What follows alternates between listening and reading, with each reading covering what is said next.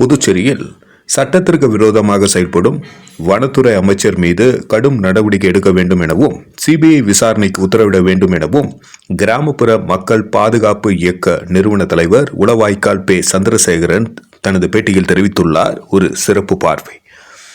புதுச்சேரியில் இன்று மே 19, 2025 காலை 10 மணி அளவில் வில்லியனூரில் பத்திரிகையாளர்களை சந்தித்தார் கிராமப்புற மக்கள் பாதுகாப்பு இயக்க நிறுவன தலைவர் உளவாய்க்கால் பே சந்திரசேகர். அப்பொழுது அவர் கூறுகையில், புதுச்சேரி வனத்துறை அமைச்சர் தொடர்ந்து இயற்கைக்கு எதிராகவும் தான் எடுத்துக்கொண்ட பதவி பிரமாணத்திற்கு எதிராகவும் சுயநலமாக புதுச்சேரியில் இருக்கும் பல்வேறு 500, 400, 300 ஆண்டுகளை கடந்த மரங்களை தன் அதிகார துஷ்பிரயோகம் செய்து வனத்துறை அதிகாரிகளை தவறாக பயன்படுத்தி சட்டவிரோதமாக தன் சுயநலத்திற்காக பல மரங்களை வெட்டி கொண்டிருக்கிறார். இன்று பூமி வெப்பமாகி கொண்டிருக்கிறது. இந்த நிலையில் தொடர்ந்து புதுச்சேரியில் பல்வேறு வயது முதிர்ந்த மரங்களை கொடூரமாக வெட்டி கொலை செய்யப்படுகிறது. இதனால் மரத்தில் வாழும் சிறிய விலங்குகள், பறவைகள், புழு பூச்சிகள் பெருமளவில் பாதிக்கப்பட்டு இருக்கிறது. அது மட்டுமல்லாமல் மனிதனுக்கு உயர் காற்றான ஆக்சிஜன் பற்றாக்குறை ஏற்படும் சூழல் ஏற்பட்டு கொண்டுள்ளது. அது மட்டுமல்லாமல் இந்த துறை அமைச்சர் தன் அதிகாரத்தை தவறாக பயன்படுத்தி வனத்துறையை தவறாக பயன்படுத்தி சமீபத்தில் அவருக்கு கைப்பற்றப்பட்டது. அது மட்டுமல்லாமல் அவர் துறை சார்ந்த பல்வேறு ஊழல் குற்றச்சாட்டுகள் வந்து கொண்டிருக்கிறது.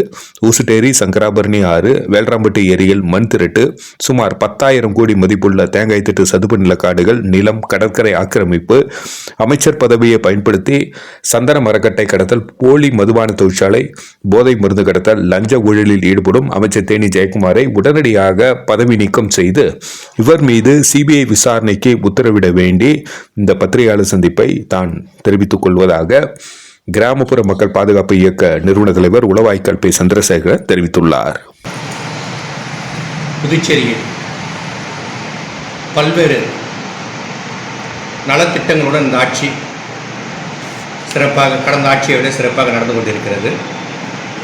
மாண்புமிகு துணைநிலை ஆளுநர் அவர்களும் முதலமைச்சர் அவர்களும் பல்வேறு நல திட்டங்களை கொண்டு வந்து மக்களுக்கு சேர்த்து கொண்டிருக்கிறார்கள். அது மட்டுமல்லாமல் பல்வேறு இளைஞர்கள் இன்று லஞ்ச லாவணியம் இல்லாமல் வேலைவாய்ப்பை பெற்றுக்கொண்டிருக்கிறார்கள் திறமையின் அடிப்படையில். அப்படி இருக்கும் நேரத்தில் இந்த ஆட்சிக்கு தொடர்ந்து இந்த அமைச்சரவைக்கு ஒரு களங்கமாக செயல்பட்டு கொண்டிருக்கும் ஒரு அமைச்சர் தேனி ஜெயக்குமார் அவர்கள். அவர் தான் எடுத்துக்கொண்ட பதவி பிரமாணத்துக்கு எதிராக தொடர்ந்து செயல்பட்டு கொண்டிருக்கிறார்.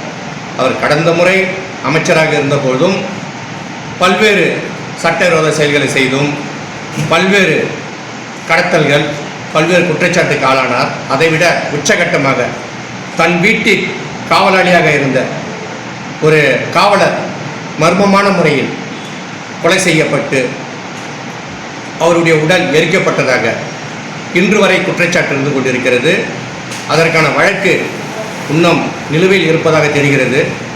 அதே அமைச்சர் இப்பொழுது இந்த முறை அமைச்சராக வந்து தொடர்ச்சியாக பல்வேறு கடத்தல்களில் பகிரங்கமாக அவர் சார்ந்த உளவாய்க்கால் பகுதியில் இருக்கிற அவர் சார்ந்த கம்பெனியில் ஒரு வனத்துறை அமைச்சர், வனத்தை பாதுகாக்க வேண்டிய அமைச்சர், அவரை சந்தன கடத்தலில் ஈடுபடுகிறார்.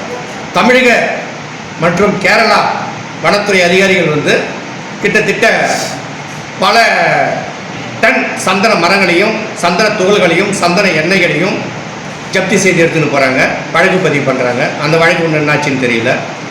இந்த பிரச்சனையில் அவர் கேரளாவை சேர்ந்த சில தீவிரவாத இயக்கத்தினரோட தொடர்பில் இருந்ததா தகவல்கள் வந்துன்னு இருக்குது. அதையும் என்ஐஏ விசாரிக்கணும். அது மட்டுமல்ல, இப்பொழுது பல்வேறு தொடர்ச்சியாக அவர் தேனி ஜெயக்குமார்னாலே போதை மருந்து ஒன்று, அவர் காலேஜ் நடத்துகிற காலேஜில் பூரா போதை, கஞ்சா, பசங்க அங்கேயே அடிச்சுக்கணும், அங்கேயே வெட்டிக்கணும், அந்தமாரி இன்னமும் நடக்குது. கட்டுப்படுத்த முடியாத ஒரு என்ன கேட்டால் இவருடைய வளர்ப்பு சரியில்லை, ஒரு ஒழுக்க சரியில்லை. ஒரு அமைச்சராக இருக்கிறவங்க வந்து எப்படியாவது இருந்துட்டு போவாங்க, வயசு சின்ன வயசுல கூட எப்படியா இருந்துட்டு போகலாம். ஒரு அமைச்சராக பதவி பிரமாணம் எடுக்கும்போது இந்திய அரசியலமைப்பு சட்டத்தின்படி அவர் நடக்கணும். இந்திய அரசியலமைப்பு சாசனத்தின்படி தான் பதவி பிரமாணம் எடுத்துக்கிறாரு, ரகசிய காப்பு பிரமாணம் எடுத்துக்கிறாரு. அப்படியாப்பட்ட ஒரு அமைச்சர் தொடர்ந்து சட்டவிரோதமாக சந்தன கடத்தல், சாராய கடத்தல், போதை மருந்து கடத்தல், கள்ளச்சாராய தொழிற்சாலை எல்லாம் எங்கே நடக்குது? இவர் இடத்துலேயே நடக்குது. எப்போ அதிகார துஷ்பிரயோகம் பண்ணி என்ன கேட்டால் இப்போ மந்திரியாக இருக்கிறதால லோக்கல் போலீஸ் யாரும் அவங்க உள்ளே போக முடியாது, எக்ஸசைஸ் உள்ளே போக முடியாது, மற்ற வருவாய்த்துறை யாரும் உள்ளே போக முடியாது. பொதுமக்கள் போனால் ரவுடிகளை வச்சு மிரட்டுறது, இந்த மாரி பண்ணிங்கன்னு ஒரு காட்டு மிராட்டித்தனமாக செயல்பட்டு கொண்டிருக்கிறார். அது மட்டும் அல்லாமல் பல்வேறு மரங்கள், ஒரு வனத்துறை அமைச்சர், வனத்தை பாதுகாக்க வேண்டிய அமைச்சர், வனத்தை நாளைய தலைமுறைக்கு வனத்தை உருவாக்க வேண்டிய ஒரு அமைச்சர். அதாவது பூமி வெப்பமயமாக மாறிக்கொண்டிருக்கிறது, நாளுக்கு நாள் வெப்பம் கூடிக்கொண்டிருக்கிறது. எந்த நேரத்தில் இந்த பூமி முழுமையாக வெப்பமண்டலமாகி மக்கள் தொகை முழுவதும் அழிந்து விடுமோ என்ற பயம் இருக்கும் இந்த நேரத்தில் கொஞ்சம் கூட ஈவு இறக்கம் இல்லாமல் 500 ஆண்டுகள், 300 ஆண்டுகள், 400 ஆண்டுகள் பழமையான மரங்களை தன் சுயநலத்திற்காக, அதாவது இதே கோட்டமட்டு பகுதியில் 500 ஆண்டுகள் பழமையான ஒரு மரம், அந்த மரத்தை வெட்டினார். 10 பேர் சுற்றி நின்று பிடிச்சாலும் பிடிக்க முடியாது. அந்த மரத்தை வெட்டி கடத்தினார். ஏன்னு கேட்டால் அவர் கல்லூரிக்கு போகிற பஸ்ஸுக்கு இடையூறாக இருக்குன்னு சொல்லிட்டு. அதை இப்போ அவருடைய வீட்டுக்கு அவருடைய மனைவி ஏதோ வாஸ்து பார்த்தாங்கன்னா அவர் வீட்டில் இருக்க தூங்கு மூஞ்சி மரம் இருக்கக்கூடாதுன்றத காரணம் காட்டி 300 ஆண்டுகள் 400 ஆண்டுகள் பழமையான மரங்களை வெட்டி கொடூரமாக கொலை செஞ்சார். அந்த மரங்கள்லாம் பார்த்தா வயிறு எரியுது எனக்கு. அது நான் ஒரு தாயாகவும், நான் இயற்கைகளை கிட்டத்தட்ட நான் ஒரு 3 லட்சம் மரக்கன்றுகளை இது வரைக்கும் இந்த வயசு வரைக்கும் நான் வளர்த்துருக்கிறேன். எங்கள் அமைப்பு சார்பாகவும் தனிப்பட்ட முறையாகவும் நான் வளர்த்த மரங்கள் இன்று பல்வேறு வளமுள்ள மரங்களாக வாழ்ந்து கொண்டிருக்கிறது. நான் இருக்கும் இடமெல்லாம் இயற்கையை நேசித்துக் கொண்டு இயற்கைக்காக வாழ்ந்து கொண்டிருக்கிறேன். அப்பொழுது அந்த மரத்தை வெட்டும் போது எனக்கு ஃபோன் அடிக்கிறாங்க, திருவண்ணாமலையிலேருந்து வரேன், வந்து பார்த்தா வயிறு எரியுது, காக்கை கூடுகள், பறவை கூடுகள் எல்லாம் அப்படியே சிதைக்கப்பட்டு அந்த முட்டைகள் குஞ்சுகள்லாம் செத்து கிடக்குது. சிறு உயிரினங்கள், அதாவது ஒரு மரம்ன்றது மரம் கிடையாது, அது பறவைகளின் வீடு, சிறு உயிர்களின் வீடு, புழுப்பூச்சிகளின் வீடு. ஒரு மரம் கிட்டத்தட்ட 1 லட்சம் மக்களுக்கு அதனுடைய, அதாவது நம்மளுடைய கழிவான கார்பன் டை ஆக்சைடை எடுத்துக்கொண்டு ஆக்சிஜனை நமக்கு திருப்பி கொடுக்குற ஒரு மரம். ஏனென்றால் ஆக்சிஜன் இல்லை என்றால் மனிதன் வாழ முடியாது. அதனால் அப்படிப்பட்ட இந்த மரங்களை தன் சுயநலத்திற்காக, அவர் அலுவலகத்துக்கு எதற்கு மறைக்க தான் உடனே மரத்தை வெட்ட வேண்டியது, அவர் காலேஜ் எதற்கு மறைக்க தான் மரத்தை வெட்ட வேண்டியது. உசிட்டேரியை ஆக்கிரமிப்பு செய்து தன் சுயநலத்திற்காக அதை குடும்ப சொத்தாக மாற்றிவிட்டார்.